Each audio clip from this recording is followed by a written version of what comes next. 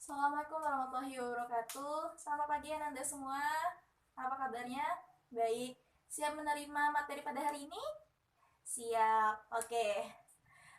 Sebelum kita memulai pembelajaran, tolong rapikan kursi mejanya, luruskan ya. Sampah-sampah yang bertebaran, yang masih bertebaran di lantai, tolong dibuang. Ya. Dipercepat langkahnya ya. Udah? Selanjutnya kita berdoa terlebih dahulu ya. Kepada ketua kelas, tolong silakan pimpin doanya.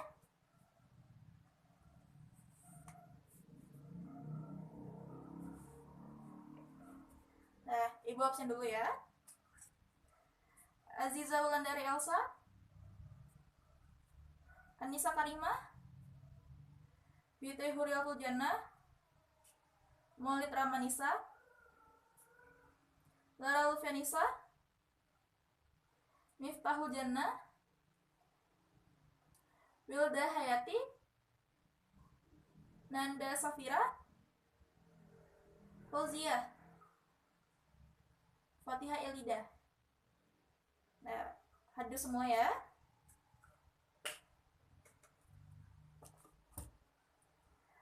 Anda semua, apakah tadi malam ada diulang materinya atau ada diulang materi kita pada minggu lalu? Ada yang masih ingat? Oke, apa materi kita pada minggu kemarin? Benar, tentang gerak pada makhluk hidup. Nah, pada gerak makhluk hidup itu terbagi atas 3. Ada tumbuhan, ada hewan, ada manusia. Siapa yang tahu gerak pada tumbuhan itu ada terbagi 3 lagi, yaitu apa? Oke, Lara, silakan. Oke, benar ya, di kata Lara ada autonomi, esinomi, dan higroskopis. Kemudian pada hewan, ya kepada Fauzia? Ya benar ya kata Fauzia, bahwa pada hewan itu terbagi atas 2, ada invertebrata dan vertebrata. Pada invertebrata, pada contohnya yaitu ada siput dan yang dibilang Fauzia tadi yaitu cumi-cumi. Benar ya kata Fauzia. Kemudian yang pada vertebrata yang kata Fauzia tadi menggunakan sayap, sirip, dan kaki pada hewan. Kasih aplaus untuk Lara dan Fauzia. Oke, selanjutnya pada manusia. Siapa yang masih ingat? Ya, pada Maulid. Oke, benar ya. Dikatakan Maulid bahwa pada manusia kita bergerak menggunakan tulang atau rangka, kemudian menggunakan otot dan sendi. Nah, kasih aplaus buat Maulid ya. Nah, Ananda semua, Ibu harap Ananda diulang-ulang lagi materinya di rumah biar nanti bisa ingat, nanti ujian dapet, dan pembelajaran kita juga bisa lebih lancar. Nah, Ibu harap sebelum kita memulai pelajaran, kalian semangat seperti minggu kemarin, semangat menjawab pertanyaan Ibu dan aktif di kelas. Nah, pada hari ini kita akan masuk materi baru, yaitu tentang usaha dan pesawat sederhana, di mana tujuan pembelajarannya yaitu yang pertama menjelaskan konsep usaha, yang kedua yaitu menjelaskan tentang jenis-jenis pesawat sederhana, yang ketiga yaitu menjelaskan tentang keuntungan pesawat sederhana. Dan batasannya yaitu kita akan membahas tentang usaha, pesawat sederhana, dan keuntungannya. Oke, sebelum Ibu masuk ke konsep dari usaha, Ibu ingin nanya dulu ke Ananda. Pertama ke Fauzia. Fauzia tadi pergi sekolah naik apa? Jalan kaki. Ya, Nanda tadi pergi sekolah naik apa? Diantar ayah. Pakai apa? Pakai mobil. Oke, terus Miftahul tadi pergi ke sekolah naik apa? Sepeda. Oke. Nah, Ananda semua, dari 3 contoh tadi, menurut Ananda mana yang merupakan penerapan dari usaha? Tadi ada Fauziah yang jalan kaki ke sekolah, ada Nanda yang naik mobil ke sekolah, ada Miftahul yang naik apa tadi? Naik sepeda ke sekolah. Nah, ada yang berani? Siapa yang tahu? Ayo, siapa yang tahu? Oke, kepada Maulid. Fauzia, menurut Maulid kenapa contoh dari Fauzia tadi merupakan penerapan usaha? Karena Fauzia apa? Karena Fauzia lebih banyak mengurangi keringat. Tapi tadi si Miftahul juga banyak mengurangi keringat kan, dia naik sepeda. Nah, oke, berarti Miftahul juga ya. Nah, ada pendapat yang lain? Ada nggak? Nggak. Oke, jadi Ibu jawab ya. Tiga. Jadi penerapan dari Fauzia, Miftahul, dan Nanda tadi itu merupakan suatu konsep dari usaha. Hah, kenapa Bu? Kenapa ketiga-tiganya merupakan konsep usaha? Nah, kemarin Ibu sudah suruh baca kan Ananda tentang konsep usaha. Nah, siapa yang bisa menjelaskan apa pengertian dari usaha? Coba baca apa pengertian dari usaha.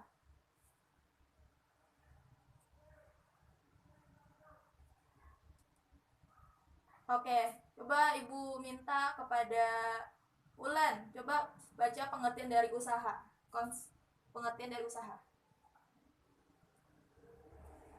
Oke, apa tadi?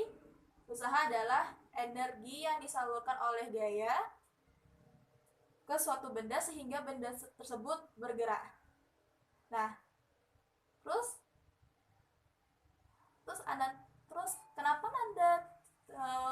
kenapa kepergian Nanda dari rumah ke sekolah merupakan suatu konsep usaha? Nah, sini Ibu jelaskan. Tadi pengertian usaha adalah energi yang disalurkan oleh gaya sehingga benda tersebut bergerak. Nah, kita kupas satu-satu ya. Dari pertama, dari Fauzia. Fauzia dia pergi dari rumah ke sekolah jalan kaki. Jalan kaki dia dimana dia menyalurkan energinya ke tubuh dia. Dia menyalurkan energi ke tubuh dia sehingga dia bergerak dan berpindah dan nyampe ke sekolah. Itu merupakan satu penerapan usaha. Kuncinya yaitu dia menyalurkan energinya dan kemudian dia berpindah. Nah, kasus Miftahul yang kedua, dimana Miftahul tadi dia menggunakan sepeda, sama seperti Fauzia tadi, dia menyalurkan energinya ke sepedanya, menggayuh sepeda ke sekolah, dan dia berpindah dari rumah ke sekolah. Lalu Nanda gimana Bu? Nanda kan cuma duduk aja. Nah, kasus Nanda tadi itu tetap saja namanya usaha. Kenapa? Karena bukan Nanda yang melakukan usaha, tapi mobilnya.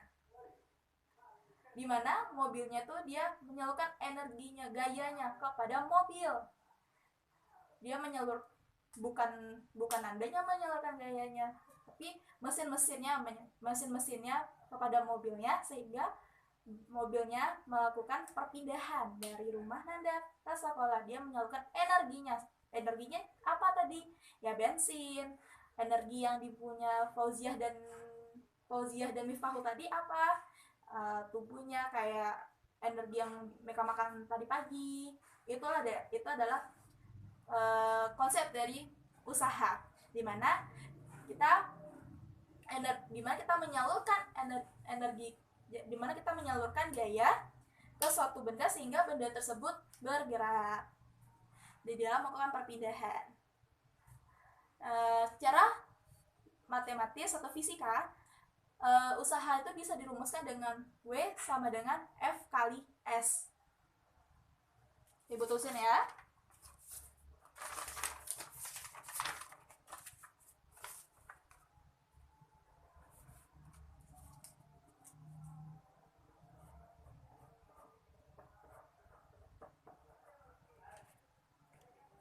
Ada nampak?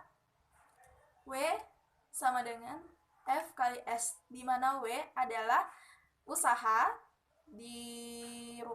dengan satuannya yaitu Joule. Kemudian ada F adalah itu gaya dengan satuannya Newton. Dan kemudian ada S adalah perpindahannya dengan satuannya yaitu meter. Oke. Ingat ya rumusnya, W sama dengan F kali S. W sama dengan usaha, F sama dengan gaya, dan S sama dengan perpindahannya.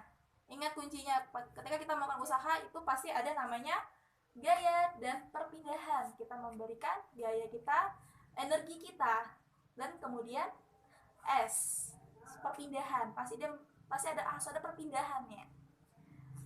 Nah, Ibu masuk contoh soal ya. Oke, siapin buku, alat tulisnya. Kita masuk latihan ya. Baik. Nah. Oke. Fauzia berjalan dari rumah ke sekolah sejauh 2000 meter. Fauzia berjalan dari rumah ke sekolah sejauh 2000 meter.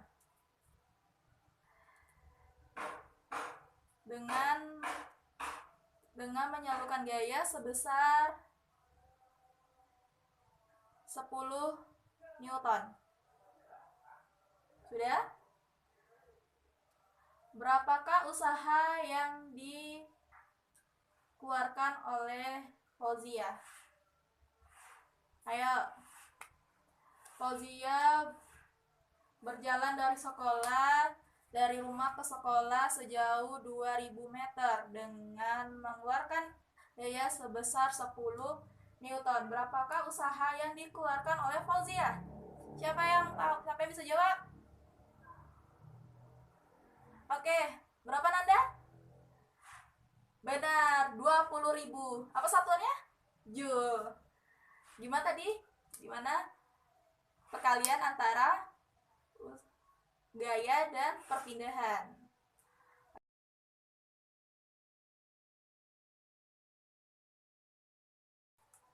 Nah, materi selanjutnya kita akan membahas tentang pesawat sederhana. Sebelum kita masuk pesawat sederhana, Ibu bakal ngasih narasi seperti tadi. Narasi Fauzia, Miftahul, dan Nanda tadi deh. Tadi Fauzia pergi sekolah jalan kaki, Miftahul pergi sekolah naik sepeda, Nanda pergi sekolah naik mobil. Nah, dari ketiga tadi, menurut Ananda mana yang paling banyak mengeluarkan usaha? Ya, Fauzia paling banyak mengeluarkan usaha. Kalau Ananda disuruh milih, mana mau pergi sekolah naik sepeda, jalan kaki, atau naik mobil? Pastinya naik mobil dong. Karena kita nggak ngapa-ngapain, kita cuma duduk doang. Kita cuma duduk aja di mobil kan. Kita nggak banyak mengeluarkan usaha, kita cuma duduk aja. Yang mau nggak usaha adalah si mobil. Nah, ini berhubungan dengan materi kita selanjutnya, yaitu tentang pesawat sederhana. Yaitu pesawat sederhana. Anda kemarin udah baca kan? Ibu udah suruh baca tentang materi pesawat sederhana. Nah, coba Ibu pengen nanya Ibu minta ke Wilda deh. Coba Wilda bacakan apa pengertian dari pesawat sederhana. Oke, terima kasih Wilda. Kasih aplaus Wilda dulu. Jadi, pesawat sederhana adalah alat-alat yang digunakan untuk memudahkan pekerjaan manusia. Sesimpel itu, alat-alat yang digunakan untuk memudahkan pekerjaan manusia. Bukan pesawat ya, bukan pesawat yang udara yang ada di atas, bukan di udara, bukan di langit, bukan pesawat itu. Ini adalah alat-alat yang. Nah, contoh alat-alatnya seperti Fauzia tadi menggunakan jalan kaki. Berarti dia nggak mungkin alat bantu dong. Seperti Miftahul tadi, dia menggunakan sepeda. Sepeda adalah salah satu penerapan dari pesawat sederhana. Seperti Nanda tadi, Nanda pergi ke sekolah naik mobil. Mobil adalah salah satu contoh dari penerapan pesawat sederhana. Nah, kalau Nanda udah tahu kan pengertian dari pesawat sederhana. Nah, coba ulangin siapa ya? Kok deg-degan ya? Kok deg-degan semuanya? Oke, coba ulangin apa pengertian dari pesawat sederhana? Ya, alat-alat yang digunakan oleh manusia untuk memudahkan pekerjaan manusia. Nah, oke, mungkin Anda semua yang udah baca materi, udah baca bukunya di rumah tentang pesawat sederhana, udah tahu apa saja yang tergolong dalam pesawat sederhana. Siapa yang berani menyebutkan apa saja yang tergolong, 4 yang tergolong dalam pesawat sederhana? Oke, kepada murid dipersilakan. Apa saja? Ada katrol, bidang miring, roda berporos, dan terakhir pengungkit. Oke, benar ya. Benar apa yang dikatakan murid tadi, bahwa pesawat sederhana digolongkan menjadi 4. Ada katrol, bidang miring, roda berporos, dan pengungkit. Nah, oke, kita beda satu-satu ya. Yang termasuk adalah golongan pesawat sederhana. Yang pertama dari katrol dulu. Katrol itu terbagi atas 3 lagi, yaitu adalah ada katrol bebas, katrol tetap, dan katrol ganda. Nah, pada katrol tetap ini itu tuh salah satu penerapan adalah kehidupan sehari-hari, yaitu pada alat timba. Biasanya kalau misalnya yang di rumahnya masih menggunakan alat timba, itu merupakan salah satu contoh dari penerapan katrol tetap. Nah, kalau katrol bebas Bu, apa? Kalau katrol bebas itu biasanya digunakan pada industri. Biasanya digunakan pada industri untuk barang, untuk di industri barang. Terus ada namanya kedua yaitu katrol majemuk. Katrol majemuk itu adalah perpaduan antara katrol bebas dan katrol ganda. Biasanya ini di mana Bu digunainnya? Katrol ganda ini biasanya digunakan pada pelabuhan di mana mereka mengangkat barang dan mereka mengedarkannya. Kalau katrol bebas ini dia bisa bergerak bebas, dia bisa berjalan, bukan di situ aja, bisa jalan. Itu biasanya di pelabuhan. Nah, yang kedua, penerapan dari golongan pesawat sederhana yaitu adalah roda berporos. Bu, apa sih roda berporos tuh, Bu? Ya, kami cuma tahu roda. Nah, roda berporos ini adalah salah satu penerapannya, yaitu yang digunakan tadi Miftah dan Nanda tadi. Apa? Sepeda, mobil. Ya, benar. Itu adalah penerapan dari salah satu contoh roda berporos. Nah, sepeda menggunakan roda, bukan?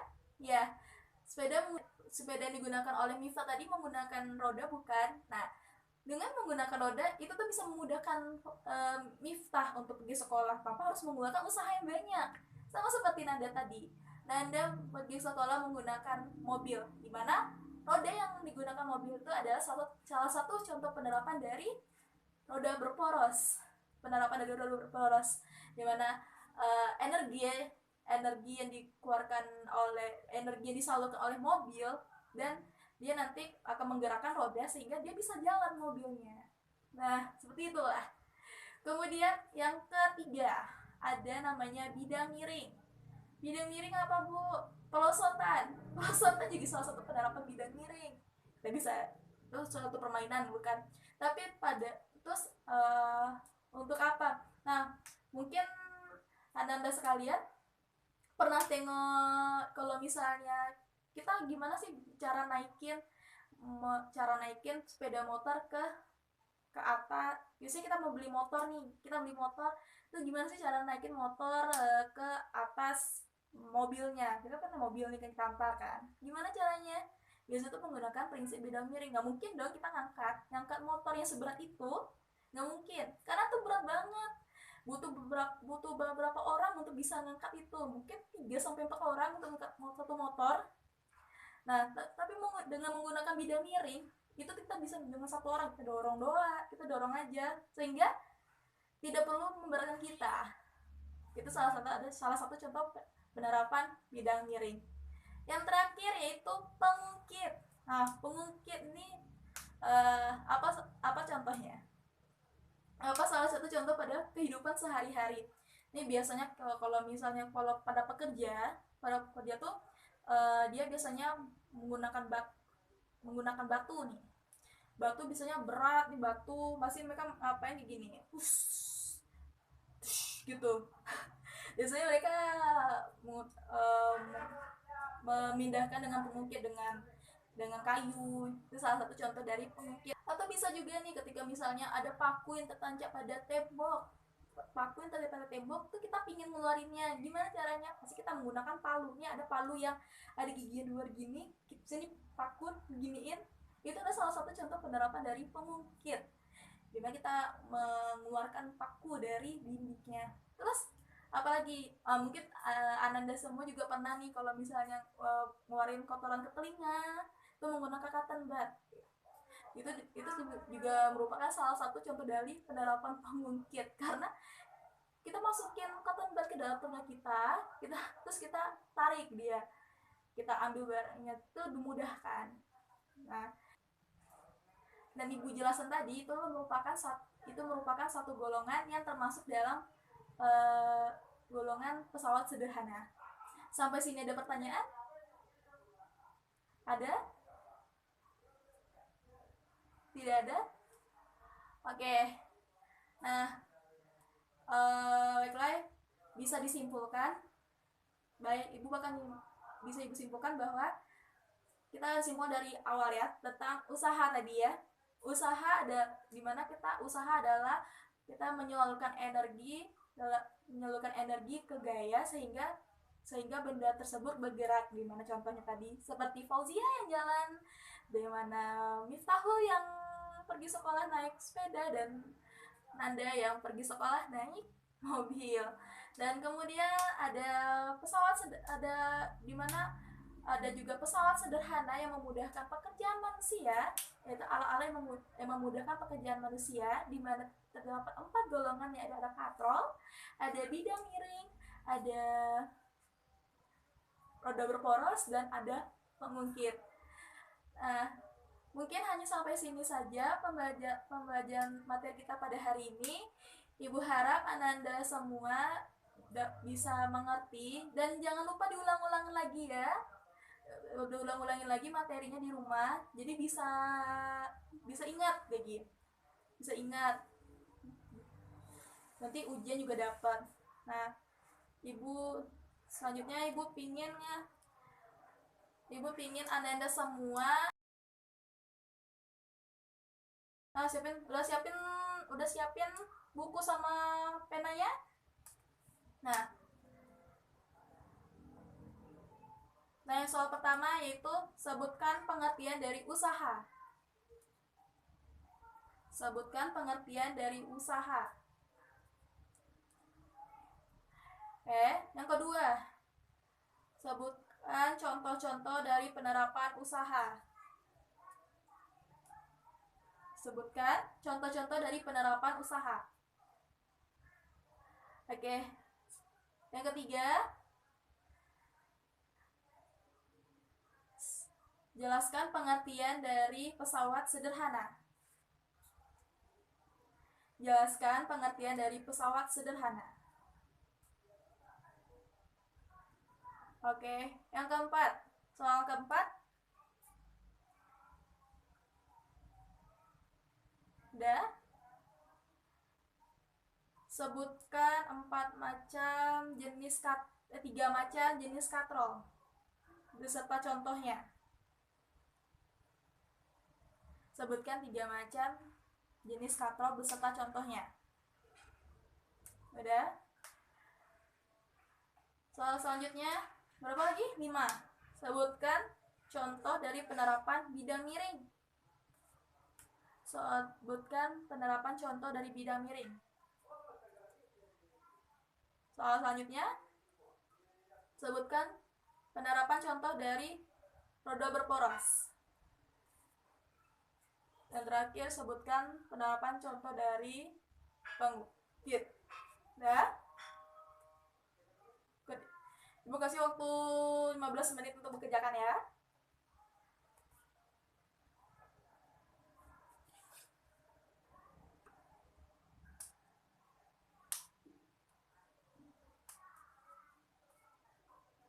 Udah siap ya? Tolong tugasnya kumpulin di meja ibu ya.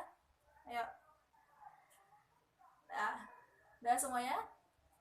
Nah, terima kasih kepada kelas ini yang sudah berpartisipasi, yang sudah aktif, yang sudah mau berkontribusi pada pembelajaran hari ini. Ibu sangat bangga dan sangat bahagia mengajar di kelas ini. Semoga semangat seperti ini yang kalian bisa pertahankan di pembelajaran-pembelajaran, bukan hanya ibu saja, mungkin di pembelajaran guru-guru lain juga bisa.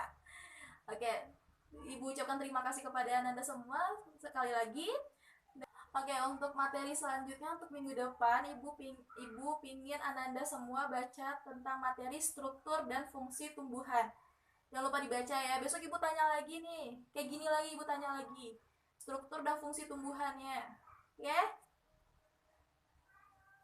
Nah, untuk tugas, tolong Ananda tugasnya dikumpul minggu depan ya. Tugasnya yaitu Ananda cari 5 macam tiap-tiap penerapan dari katol. Banyak banget ya. Tiga masing-masing ya. Tadi ada katrol, pengungkit, bidang miring, dan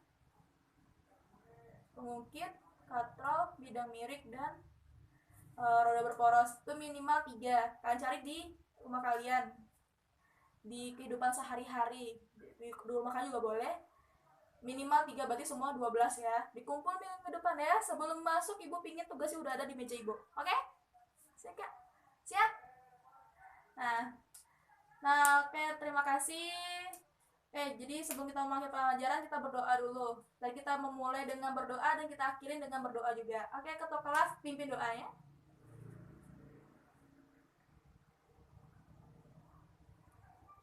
Terima kasih ibu ucapkan, dan Assalamualaikum warahmatullahi wabarakatuh.